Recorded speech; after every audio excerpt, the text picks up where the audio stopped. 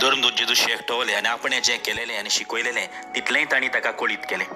तेन्ना तांणी तांकां सांगलें, एक सुरे सुवातेर एक वडेयात आनी मातसो विसो घेयात. तो रेते वेते खूब जाण आसले आनी जेवंक पासून तांकां फुरसत नासली आनी ओड्यात चडून एक सुरे सुवातेर गेले.